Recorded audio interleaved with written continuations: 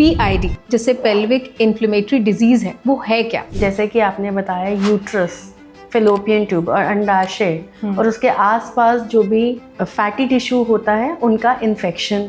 तो इसके early symptoms क्या क्या है? इसके अर्ली सिम्टम्स होते हैं लोअर एब्डोमेन में पेन होना, वजाइनल डिस्चार्ज, येलो ग्रीन पस, कर्डी वाइट लाइक, बुखार होना। और ये पार्टनर में भी फैल जाता है? यस, ये male to female and female to male transfer होता है। तो क्या PID से बांझपन होने के भी चांसेस हैं? हर साल हजारों महिलाएं ऐसी तमाम शारीरिक परेशानियों से जूझती हैं जिसके शुरुआती लक्षण वो अक्सर नज़रअंदाज कर देती हैं। ऐसी एक बीमारी के बारे में आज बात करेंगे जिसमें अंडाशय, फेलोपियन ट्यूब और यहाँ तक कि बच्चेदानी तक को नुकसान पहुँचता है। इस खास टॉपिक पर आज हमारे साथ बात करेंगी हमारी एक्सपर्ट डॉक्टर अपर्णा आर्या त्यागी जी। सबसे पहले तो welcome to our show. Thank you so much. सीधे जानना चाहेंगे कि PID जिसे पेल्विक इन्फ्लेमेटरी डिजीज है वो है क्या? देखिए, पेल्विक इन्फ्लेमेटरी डिजीज़ होता है जैसे कि आपने बताया यूट्रस, फेलोपियन ट्यूब और अंडाशय और उसके आसपास जो भी फैटी टिश्यू होता है उनका इन्फेक्शन। ये होता कैसे हैं? इसके कई कारण होते हैं, बट यस, अगर ये इन्फेक्शन होता है इसके कुछ सिम्टम्स होते हैं जिसके बारे में मैं अभी बताऊंगी। उन सिम्टम्स के होते ही आपको अपनी गायनी को कंसल्ट करना चाहिए और तुरंत इसका जो नियमित इलाज है लेना चाहिए।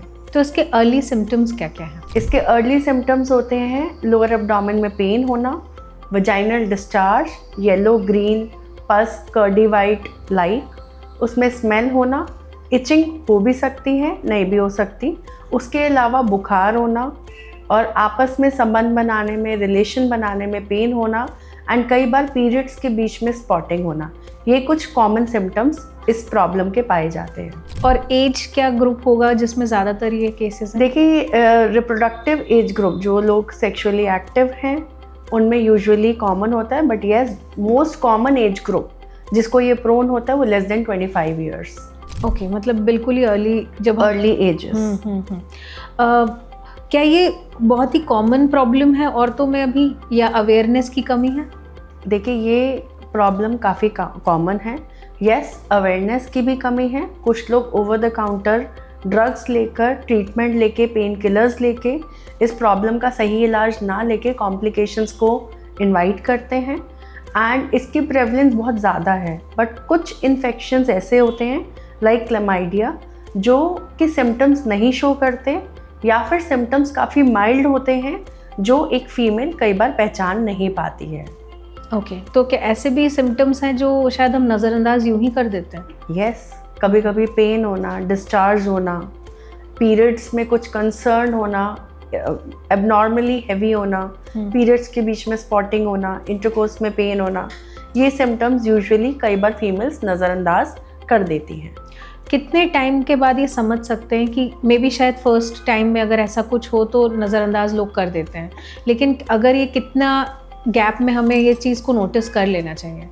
देखिए, कोई भी सिम्टम 24 to 48 आवर्स परसिस्ट कर रहा है तो बेटर है कि आप एक बार गायनी इवैल्यूएशन कराइए एंड इसका जो भी उचित इलाज है उसको स्टार्ट करिए। ये होता क्यों है? ये यूजुअली इन्फेक्शन जो होता है like bacterial infection, chlamydia, gonorrhoea, ये कुछ कल्प्रिट्स होते हैं, बैक्टीरियल कल्प्रिट्स, जो इस प्रॉब्लम को हम फीमेल बॉडी में थोड़ा ज़्यादा बढ़ावा देते हैं। उसके अलावा हमारे वजाइना में, जिसको यौन कहते हैं, वहाँ पे कुछ रेगुलर नॉर्मल हेल्दी वजाइनल फ्लोराज होते हैं, बैक्टीरियाज होते हैं, कई बार उनकी ओवर ग्रोथ या उनमें इम्बैलेंस होने के रीज़न से भी PID हो जाता है और ये इन्फेक्शन लोअर एरिया से अपर एरिया यानी यूट्रस, ट्यूब्स या अंडाशय में फैल सकता है। क्या ये अगर आप सेक्सुअली किसी रिलेशनशिप में नहीं हैं उसके बावजूद भी हो सकता है? यूजुअली सेक्सुअल रिलेशन में होने सबसे कॉमन कारण माना जाता है। उसके अलावा लाइक डिलीवरीज के बाद, कोई अबॉर्शंस के बाद या कोई यूट्राइन प्रोसीजर इंटरवेंशंस के बाद जो कि प्रॉपर एसेप्टिक तरीके से नहीं करा गया हो, उस रीज़न से भी फैल सकता है। और ये पार्टनर में भी फैल जाता है? यस, ये male to female and female to male transfer होता है। तो कुछ इन्फेक्शंस ऐसे होते हैं जिसमें दोनों पार्टनर का ट्रीटमेंट बहुत ज़्यादा अनिवार्य है। क्या पीआईडी को कई बार फाइब्रॉइड्स या किसी और क्योंकि सिम्टम्स लगभग हर चीज़ के सेम होते हैं, तो उससे भी क्या मिस्टेक कर सकते हैं गायनेकोलॉजिस्ट? एब्सोल्युटली।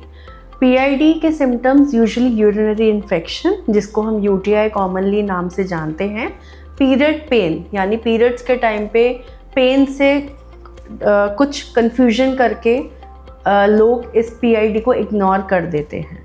ओके, इसका डायग्नोस कैसे किया जाता है? देखिए, PID usually symptoms and signs से डायग्नोज होता है।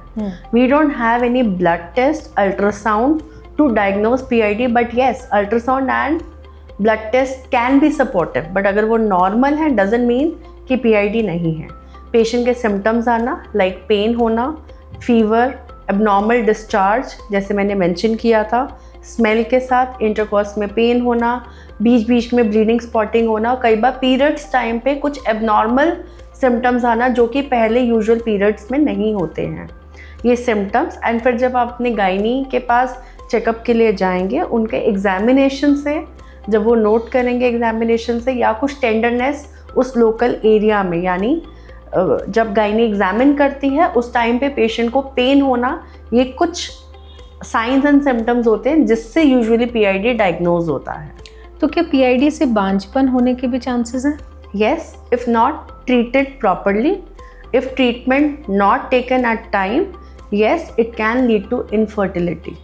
ओके, पीआईडी और क्या किसी गंभीर समस्या को भी बढ़ावा देता है या ये खुद ही अपने आप में बहुत गंभीर चीज़ है? देखिए, पीआईडी अपने आप में गंभीर चीज़ नहीं है, बट येस, अगर इसके सिम्टम्स को इग्नोर किया जाए प्रॉपरली और टाइमली, इसका ट्रीटमेंट जो कि मेन होता है ब्रॉड स्पेक्ट्रम एंटीबायोटिक्स नहीं लिया जाए, it can lead to many complications like infertility, बांझपन जो आपने मेंशन किया।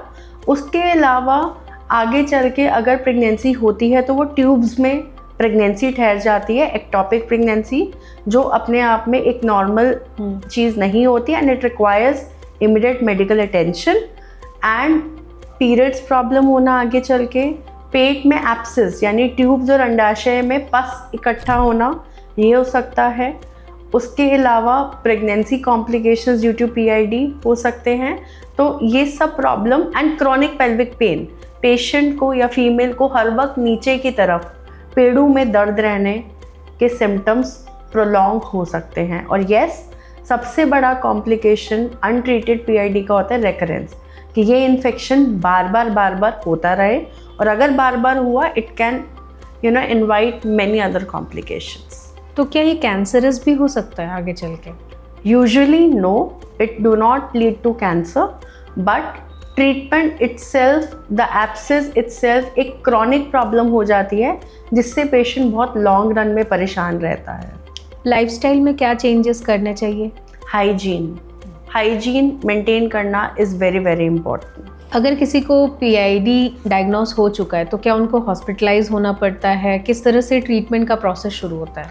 देखिए, usually hospitalization is not required in PID, but yes, if complication occurs, for example वही पेट में पस इकट्ठा हो गया, या फीवर ओरल एंटीबायोटिक से नहीं जा रहा है, या पेशेंट को प्रेगनेंसी के साथ साथ पीआईडी हो गया है, या फिर पेशेंट को वॉमिटिंग सेटल नहीं हो रही है, कोई भी ट्रीटमेंट रिजल्ट नहीं कर रहा है सिम्टम रिलीफ में, then hospitalisations and in very very rare case laparoscopy यानी दूरबीन से पेट की जांच भी रिक्वायर्ड होती है, but in very very rare cases. If it is treated well, so क्या ये वापस इन सम टाइम वापस भी आ सकता है या ऐसा नहीं है? Yes, recurrence I said is a very very main problem. Recurrence क्यों होता है? फॉर एग्जाम्पल, फीमेल ने अपना ट्रीटमेंट लिया पर पार्टनर ने ट्रीटमेंट कंप्लीट नहीं किया, या फिर फीमेल ने ट्रीटमेंट इनकम्प्लीट छोड़ दिया, या फिर कोई न्यू इन्फेक्शन आ गया।